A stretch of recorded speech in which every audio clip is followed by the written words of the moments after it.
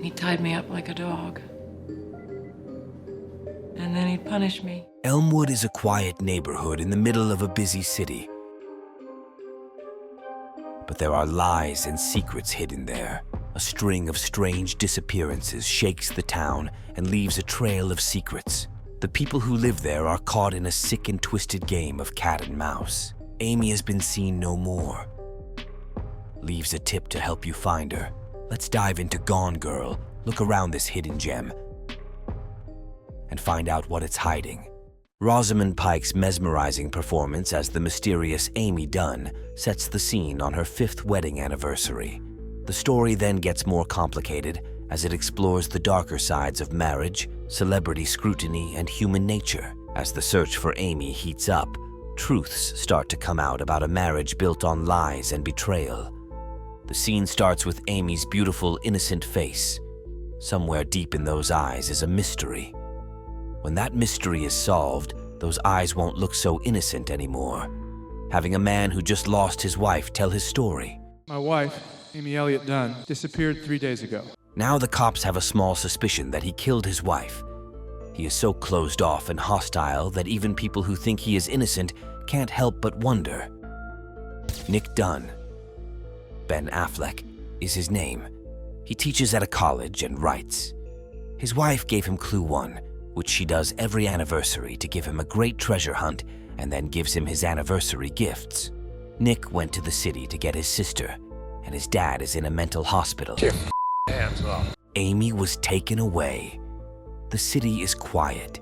She made the amazing Amy, the fictional figure that everyone loves. This makes it a big problem for the people. Many people are working together to find their favorite amazing Amy. There is news on TV. And here's Nick Dunn for you flirting. A website called www.findamazingame.com, and a detective team. Nick got his first hint when he heard, "Even though this spot couldn't be tighter, it's a cozy space for my favorite author. It's a cozy room for my favorite writer. I don't mind if I do it after the school meeting. After school meeting, don't mind if I do.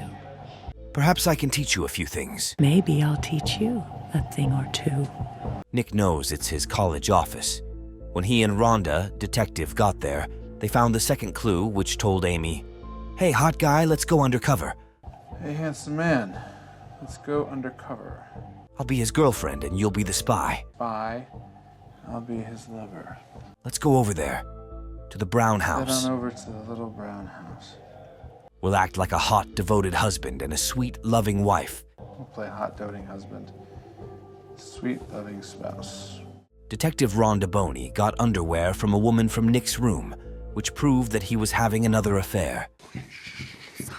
This year's signs show up in the place where Nick had sex with Andy, which means Amy knew about his affair. She gets a single thought of death.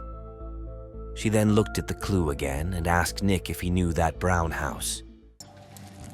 Where's this little brown house? Nick tells her no and goes to visit his dad. I have no idea. He knows where the brown house is. There was a third hint on the table, and Detective Rhonda was inside the door. Rhonda knew that he had the third clue, but Nick left right away. Picture me.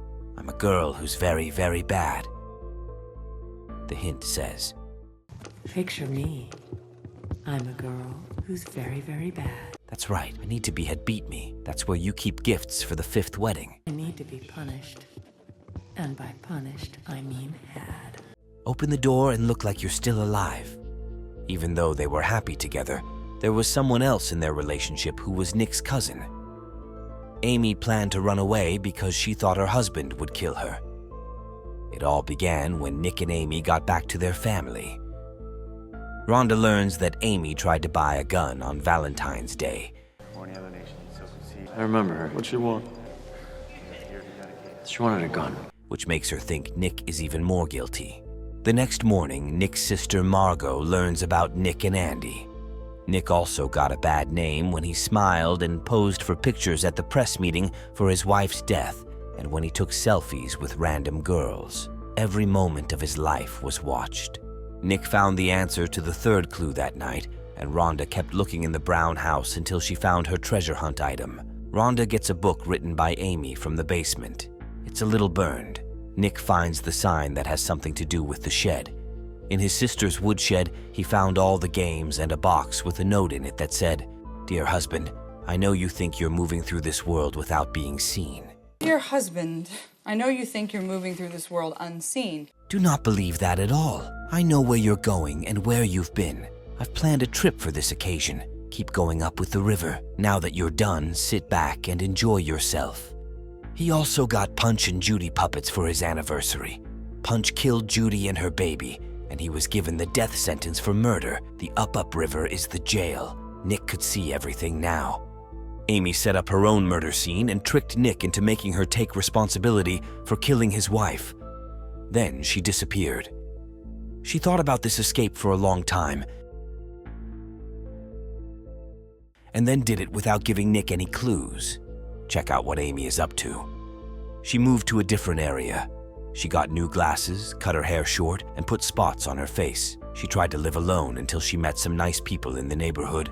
They talked for a while because the girl seemed nice and played a game. When she won, she jumped and her purse hit the ground.